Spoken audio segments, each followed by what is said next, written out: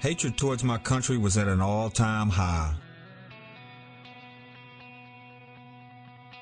We had an illegitimate president who used fear to push his illegal acts, all the while leaving our nation holding the bag. Biological weapons, anthrax, botulinum toxin, sarin, mustard, and VX nerve agent, nuclear weapons production.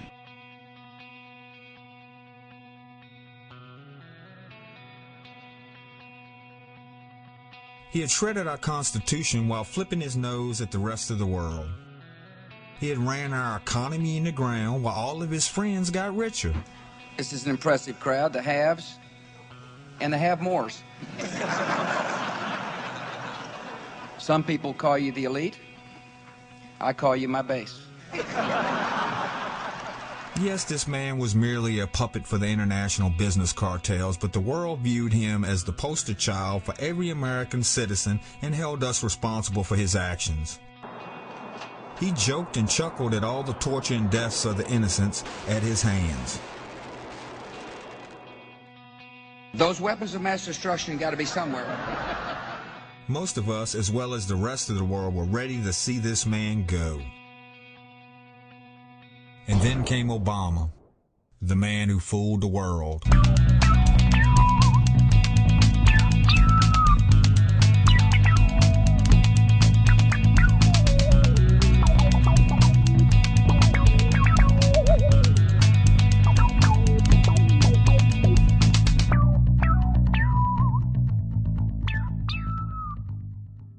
On November 4th, 2008, Barack Hussein Obama was elected as the 44th President of the United States of America, and the people rejoiced. The celebration rang out around the world.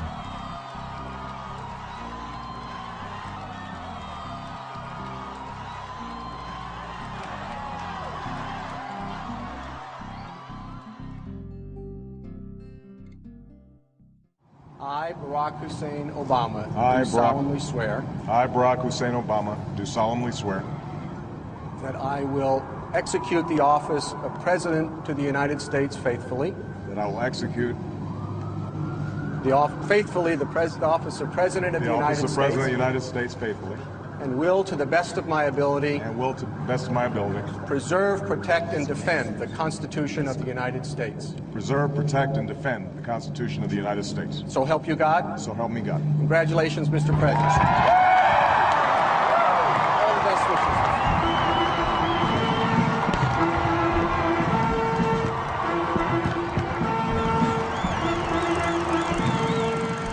After being sworn in, Obama grabbed the bull by the horns, pushing full steam ahead on his promises, requesting a temporary halt to get more trials and a new dawn of government transparency. And the rule of law will be the touchstones of this presidency. During this period of economic emergency, families are tightening their belts, and so should Washington. He got to see his new office and in private read the letter that Bush Jr. had left him addressed 244 from 43. He had meetings aimed at getting our economy back on track, bringing our troops home. He even called Israel and the Palestinians to speak about resolving the Gaza conflict. He was on a roll. You know, these kinds of moments come around just every so often. The American people are really counting on us now.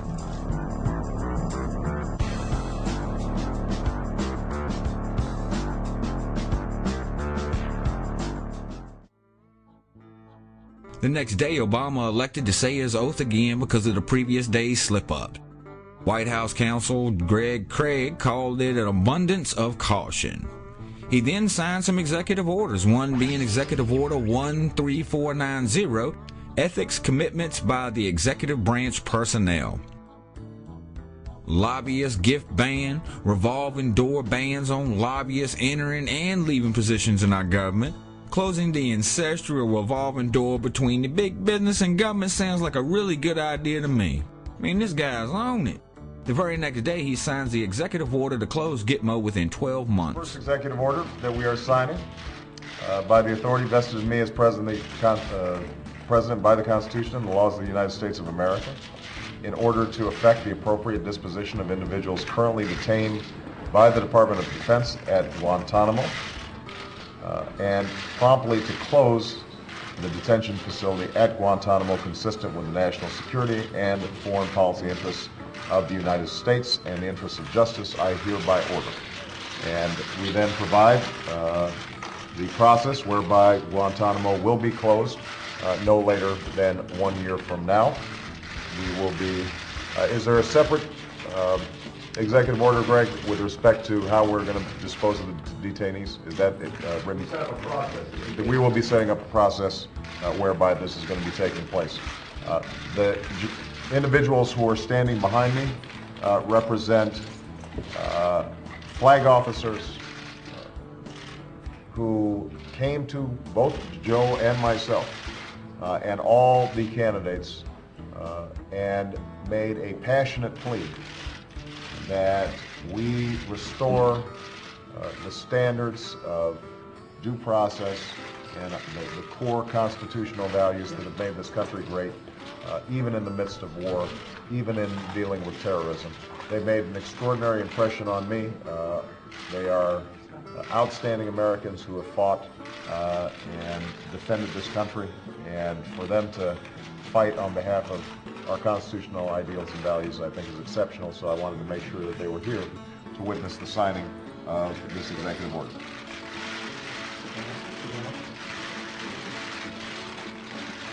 There we go.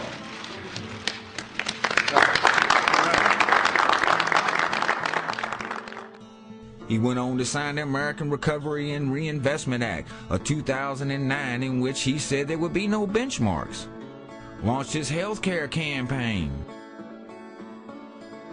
Chairs a UN Security Council meeting to show that he means business, going on to winning the Nobel Peace Prize. And everywhere he went, tens of thousands of people would come from miles and miles around just to catch a glimpse of change.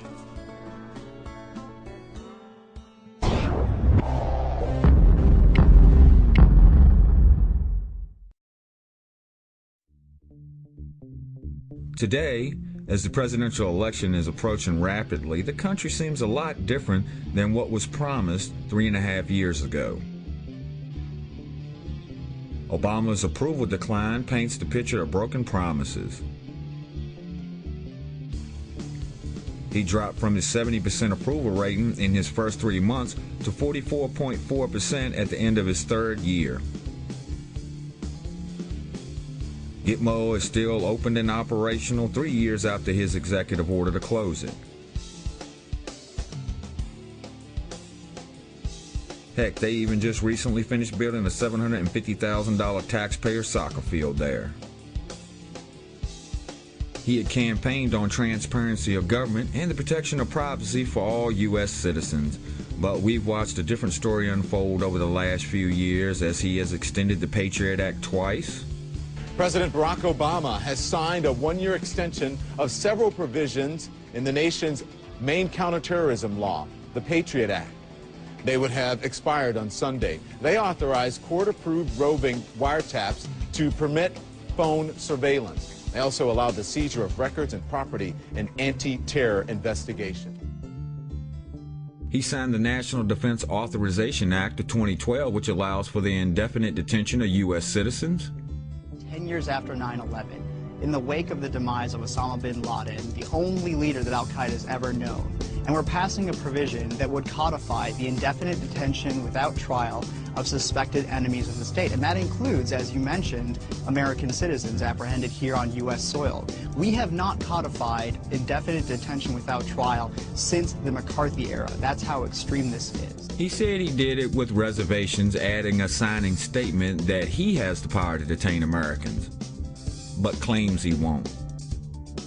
He signed the National Defense Resources Preparedness Executive Order, giving him the authority to commandeer all domestic U.S. resources, food, water, infrastructure, energy and transportation, and forcibly draft American citizens into the military. He has extended the time the National Counterterrorism Center can collect and hold on to records of U.S. citizens and residents for 180 days, which Bush had enacted, to 5 years, even where those people have no suspected ties to terrorism.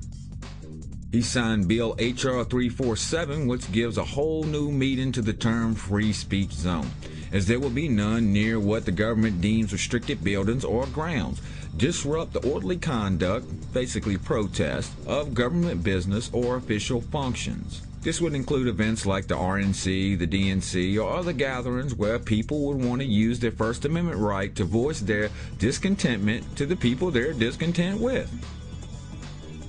In today's America, even hugging and dancing at a national monument is no longer tolerated and will be treated like a national security risk. We're moving, man. We're in love. We're stopping. We're stopping. You're not arresting us for standing For here. what? Turn around, put your hands behind your back. Now watch my arm, watch my arm! Watch my arm, watch my arm! This is your last warning. Sir, this is your last warning. We watch the TSA at airports and train stations abuse its powers, continuing to harass seniors, children, infants, and the disabled, knowing full well that they are not terrorists. Obama has done nothing about this.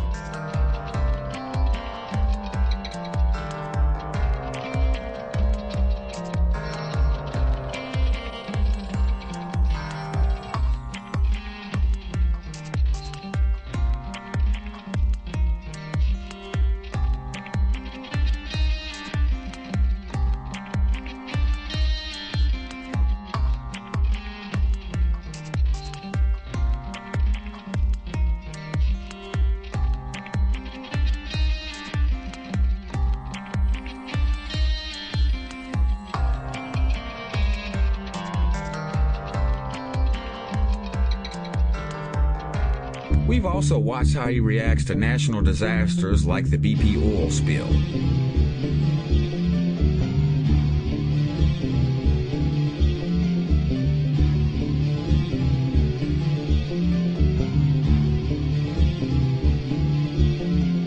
The United States government has always been in charge of making sure that the response is appropriate. But make no mistake, BP is operating at our direction. Every key decision and action they take must be approved by us in advance. As we devise strategies to try and stop this leak, we're also relying on the brightest minds and most advanced technology in the world.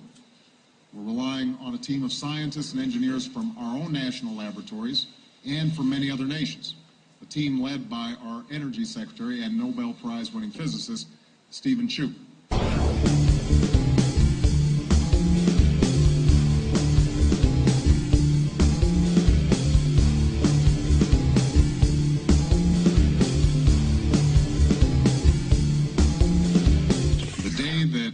Collapsed and fell to the bottom of the ocean. I had my team in the Oval Office that first day. Those who think that we were either slow on our response or lacked urgency don't know the facts. This has been our highest priority since this crisis occurred. And we understood from day one the potential enormity of this crisis and acted accordingly.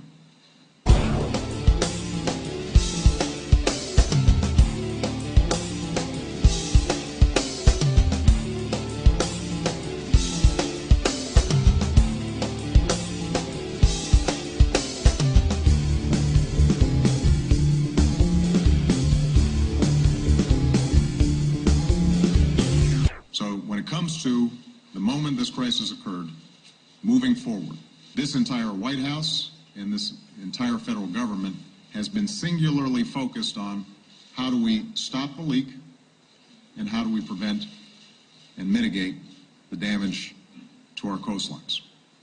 Any major decision that they make has to be done under the approval of Thad Allen, the National Incident Coordinator. So this notion that somehow the federal government is sitting on the sidelines and for the last 3 or 4 or 5 weeks, 3 or 4 or 5 weeks, 3 or 4 or 5 weeks, don't know the facts.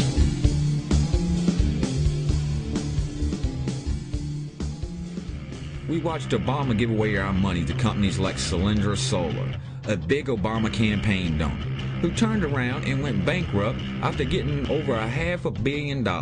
He first tried blaming Bush. Solyndra, this is a loan guarantee program that predates me. Then later, he said that he had no regrets about giving them the money. Do you regret that? No, I don't. His administration has armed Mexican drug cartels with guns from U.S. gun stores in the Fast and Furious sham to Bush gun control. When did you first know about the program, officially I believe called Fast and Furious? To the best of your knowledge, what date? I'm not sure the exact date, but I probably heard about Fast and Furious for the first time over the last few weeks. He says over the last few weeks. That is on May 3rd, 2011. Listen to this interview the President of the United States, not the Attorney General, the President of the United States, had with CNN Espanol back in March. There have been problems. I heard on the news about this story that Fast and Furious, where allegedly guns were being run into Mexico, and ATF knew about it but didn't apprehend those who had sent it. Eric Holder, the Attorney General, has been very clear that he knew nothing about this. We've assigned a IG, Inspector General, to investigate it. While allowing drug cartels to move tons of cocaine into our country for information on rival drug cartels. He got his Obamacare passed, and even though its constitutionality is in the Supreme Court's hands now, and the decision is not expected until this summer, gave the IRS $500 million to enforce it. So there's not only an economic element to this and a legal element to this, but there's a human element to this. And I hope that's not forgotten in this political debate.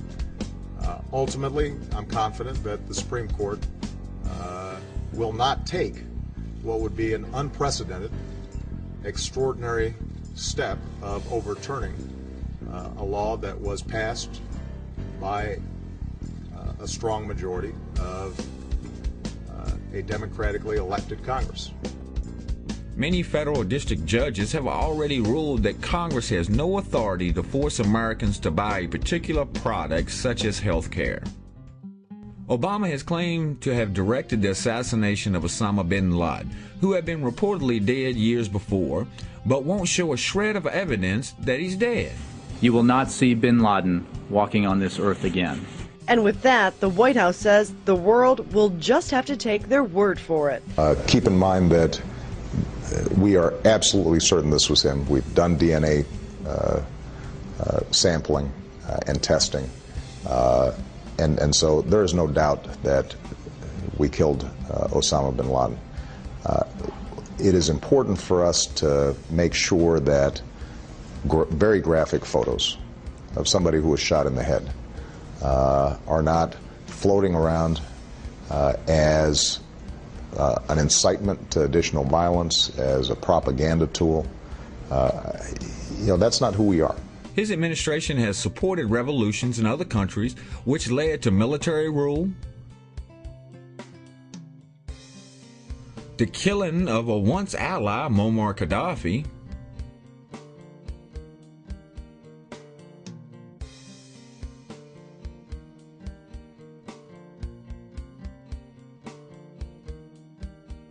while aiding al-Qaeda in Libya, and aiding them again in Syria. This is exactly what they did in Libya.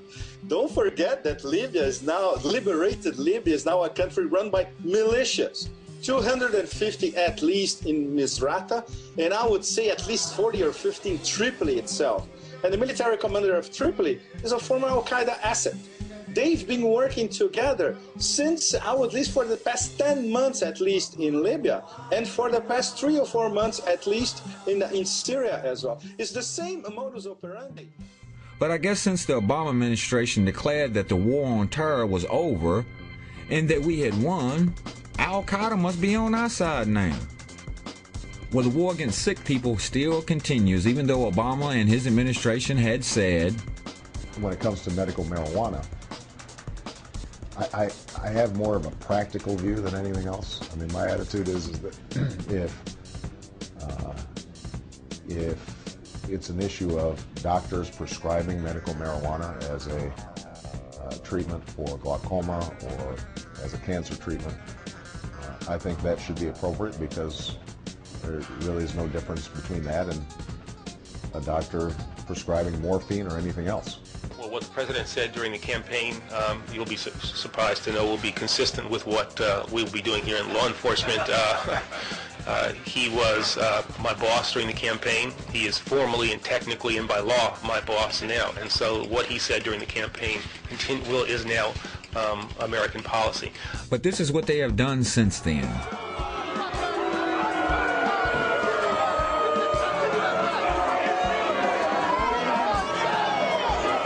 And remember those lobbyists he supposedly banned from his administration? Well, he hired them anyway, in at least a dozen high-profile positions, including several in his cabinet. For a guy who campaigned on the anti-Bush platform, he sure has continued Bush's policies in overdrive. And the thing that gets me the most is how people still defend this guy. These have to be people who have never read the first bill this guy has signed, or the first executive order this guy has signed, other than the candy-coated titles. Or is it really that hard to see that this guy is as bad, if not worse, than the last guy? That the face men and women are nothing but puppets fooling the world into thinking that they're looking out for our best interests. They're not. And if you yourself read past the colorful titles, you will see this. It's a fact. P.S. I wasn't fooled at all.